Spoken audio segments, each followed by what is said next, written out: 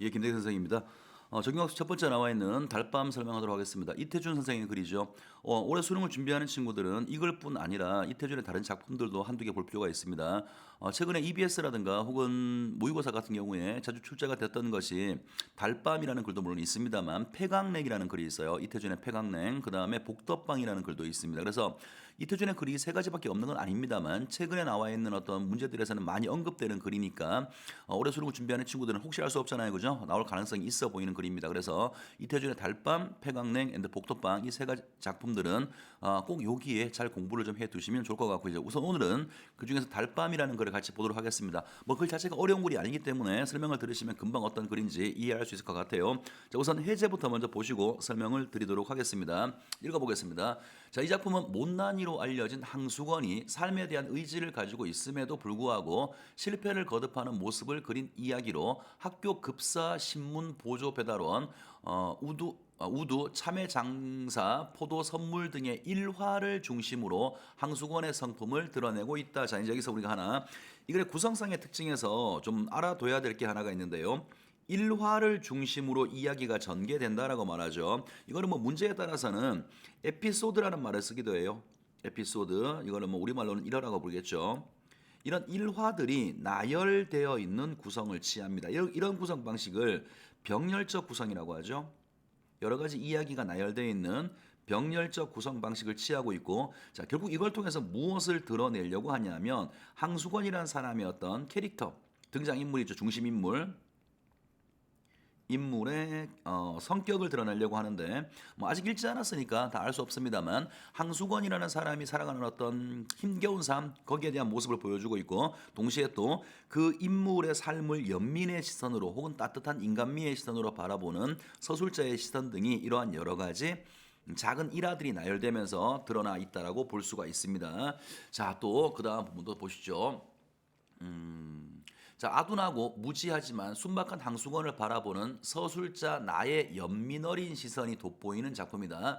내가 달밤에 항수건의 슬픔과 고독에서 인간적 모습을 발견하고 그를 존중하는 마지막 장면이 유명하다라고 했는데 제일 마지막 장면 보시면 달이 비치는 달밤의 장면이 나오거든요. 그래서 이 글의 제목과도 연결되는 것 같습니다. 우선 조금 모자란 인물 하나가 나오고 또 하나는 그 사람을 바라보는 서술자의 시선. 그래서 두 사람이 중심 인물로 이야기가 전개가 될 겁니다. 자, 그러면 읽어보도록 하죠.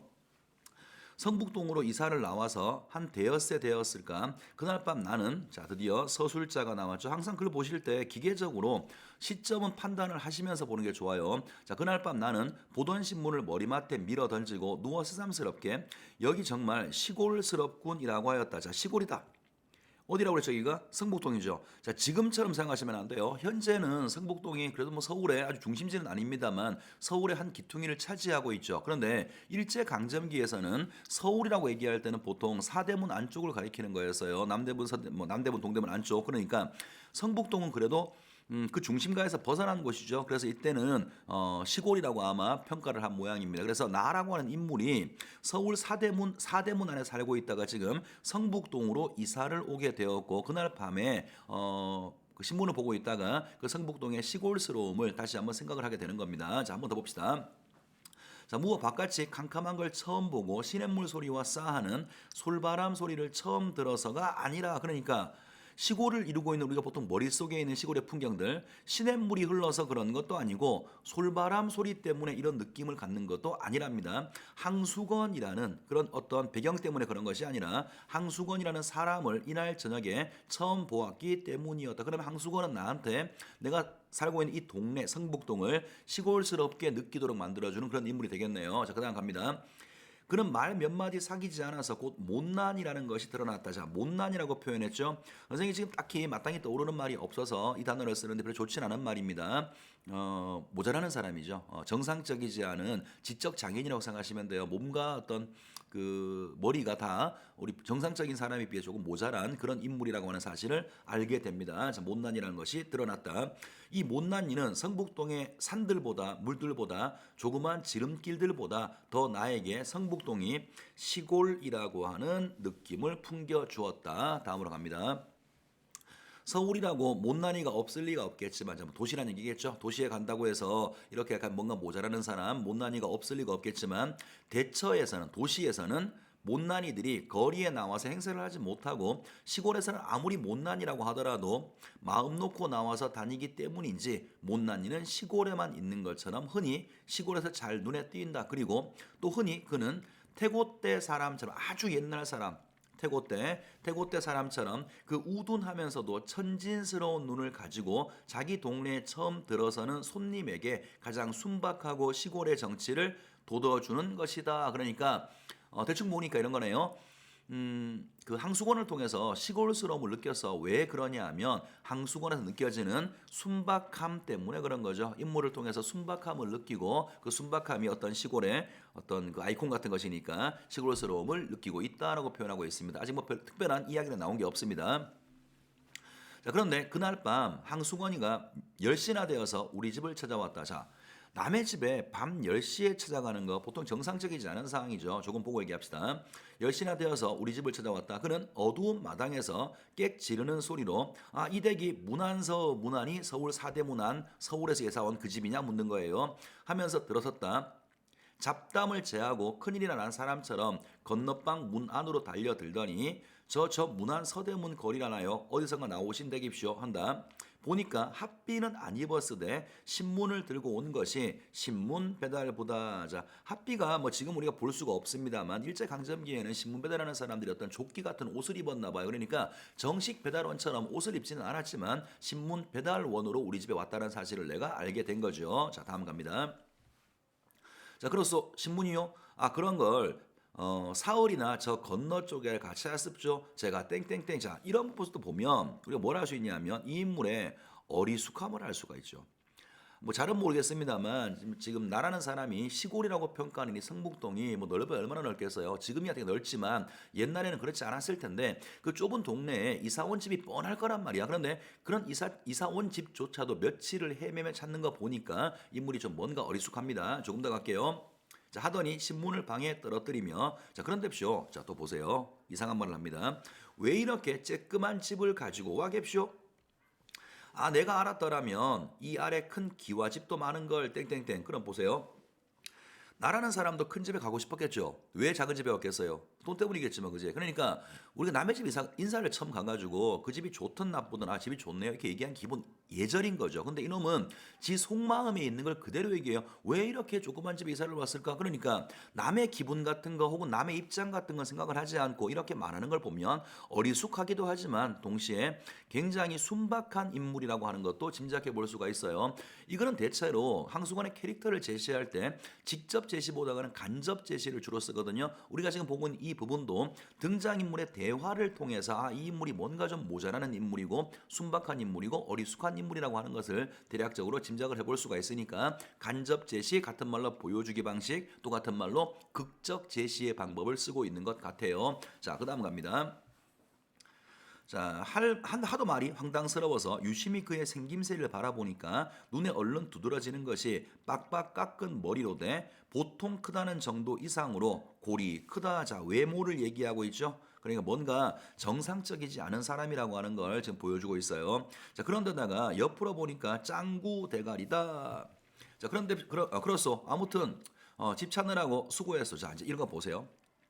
일단 밤 늦게 남의 집에 손님이 올 시간이 아닌데 지 멋대로 들어와가지고 큰 소리 치고 있고, 그 다음 또 인간도 좀 이렇게 뭔가 정상적이지 않은, 내가 좀 아래로 봐도 될 것 같은 그런 인간에다가 하는 말도 보면 아주 말도 안 되는 소리 하고 있으니까 우리 보통 사람 같으면 분명히 화를 내며 쫓아냈을 거예요. 근데 지금 나라고 하는 사람을 보면 화내지 않죠, 그죠? 화내지 않고 뭔가 모자라는 사람이니까 무시하지도 않고요. 인간적인 대우를 해주죠, 그죠? 그래서 이런 걸 보면 이글 속에 등장하는 나라고 하는 캐릭터는 처음부터 마지막까지 똑같은데요. 항수건에 대해서 어떤 인간미를 보여주는 사람이에요. 인간미를 보여주는 사람이고 동시에 어떤 연민의 마음도 보여주는 따뜻한 인물로 나라고 하는 1인칭 서술자가 등장을 하게 됩니다. 계속 보죠.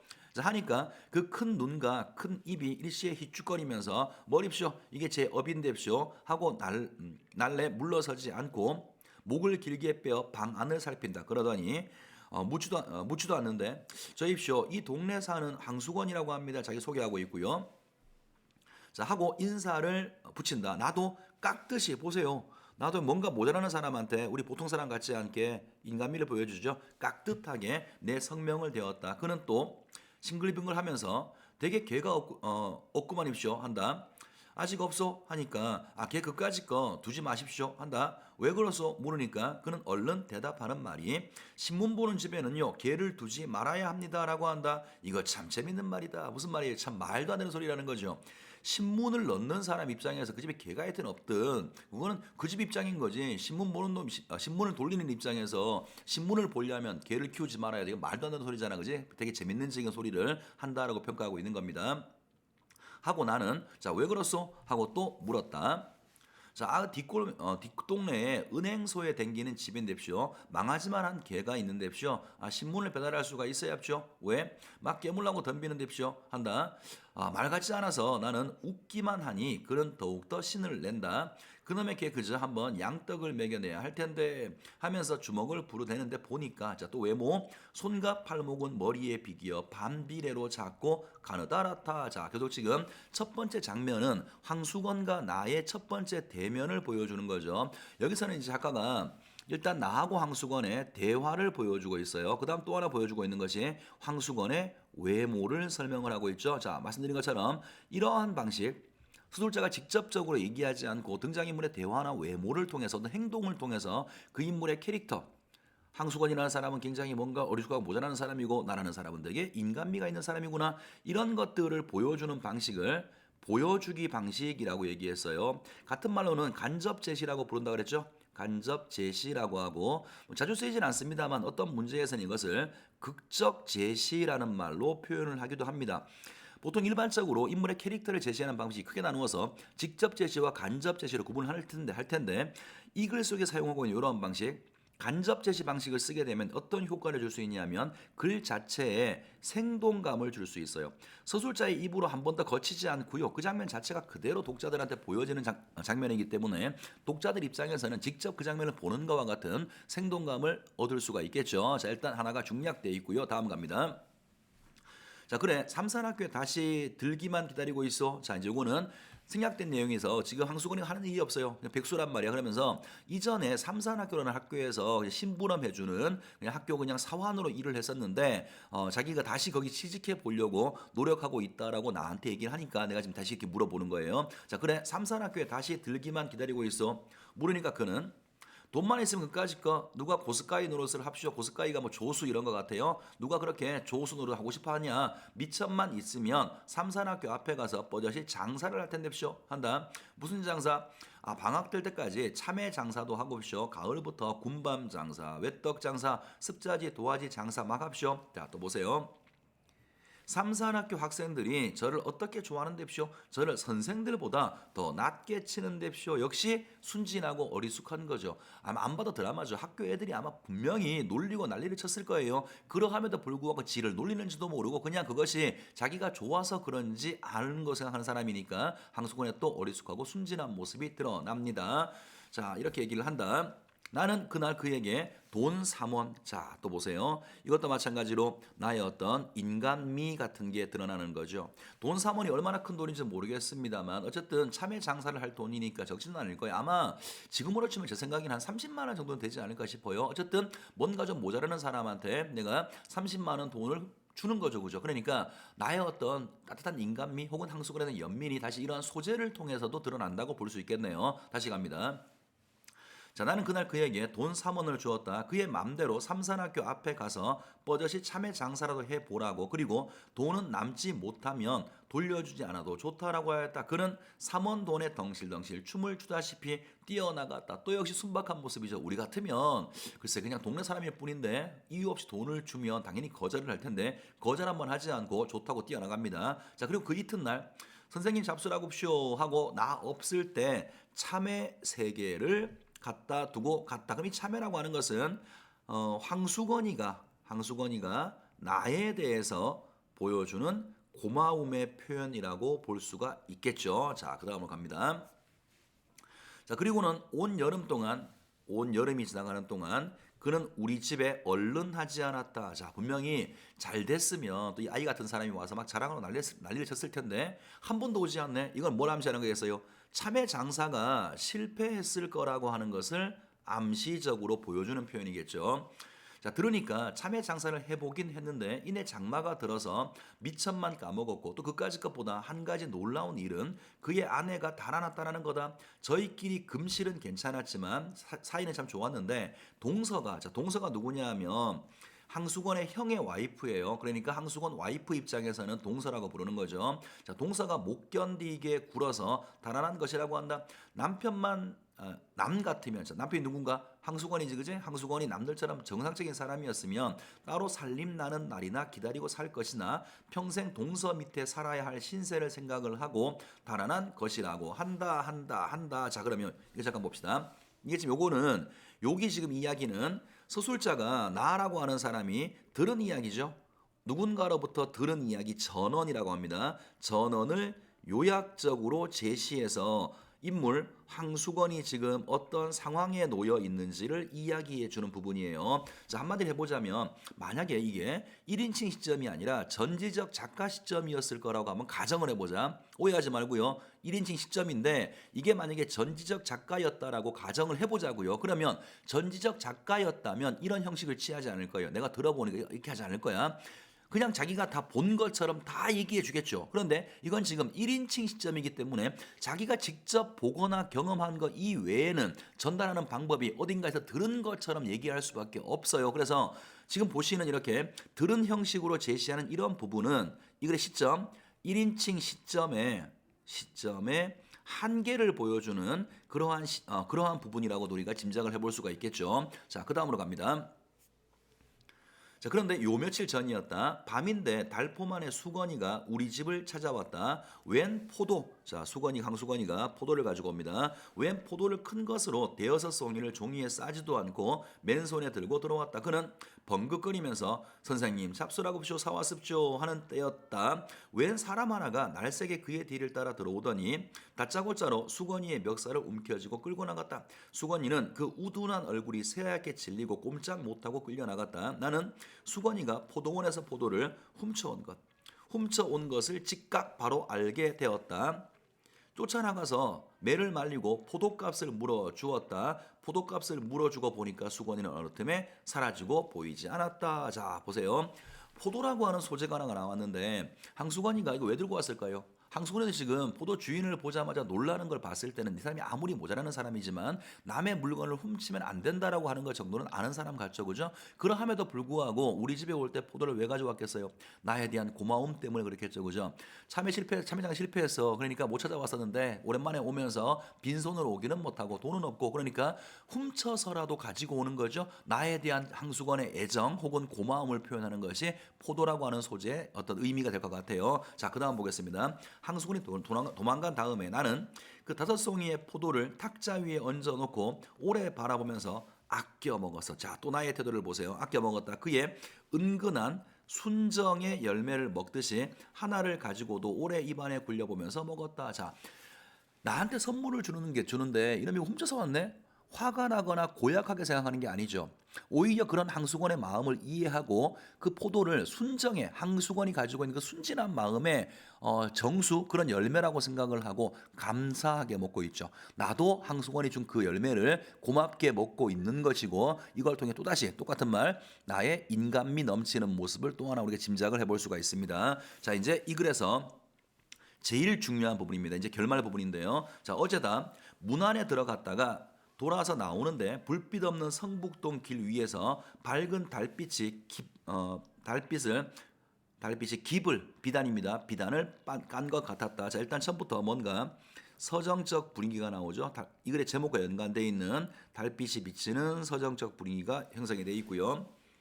자, 그런데 포도 원께로 올라오더라니까 누가 막지도 않은 목소리로 자, 사케와나 일본 노래를 부르죠, 그죠? 술은 눈물인가 인생인가 그런 것 같아요, 그죠? 어쨌든 간에 신세를 한탄하는 그런 노래일 겁니다. 말 필요 없고요. 자, 일본 노래를 부르며 올라오는 한 사람을 발견하게 됩니다. 부르며 큰 길이 좁다는 듯이 휘척거리며 내려왔다. 보니까 수건이었다. 자, 항수건이 이제 술이 취해가지고 일본 노래를 부르면서 달이 비치는 밤에 이렇게 비틀비틀 걸어 나오는 장면을 내가 보게 됩니다. 자, 수건인가 하고 아는 체 하려다가 그가 나를 보면 무한한 일이 있을까 생각을 하고 길 아래로 내려가서 나무 그늘에 몸을 감추었다. 자, 날 보면 뭐 때문에 무한해할까요? 포도 사건이죠. 포도 훔쳐서 가지고 왔다가 그 봉변당한 사건, 그것 때문에 무한해할까봐 반가운 마음이 분명히 있죠, 그죠? 딱 보자마자 수건인가라고 불렀으니까 나는 항수건을 지금 보고 반가운 마음을 보이는데 내 마음을 숨기고 항수건이가 뭔가 무한해할까봐 살짝 숨어서 못 본 채 하는 거죠. 항수건에 대한 나의 배려를 확인할 수가 있습니다. 자, 그는 길은 보지도 않고 달만 쳐다보면서 노래는 그 이상은 외우지도 못하는 듯 첫 줄만 한 줄만 되풀이하면서 전에는 본 적이 없었는데 담배를 퍽퍽 빨면서 지나갔다. 그러면 마지막 장면에서 이 순진한 인물이 술도 먹었어요, 그죠? 술도 먹었고 지금 평소에 하지 않은 담배까지 피고 있죠. 이런 것들이 보여주는 것은 항수건의 어떤 내적 괴로움의 상태인 거죠.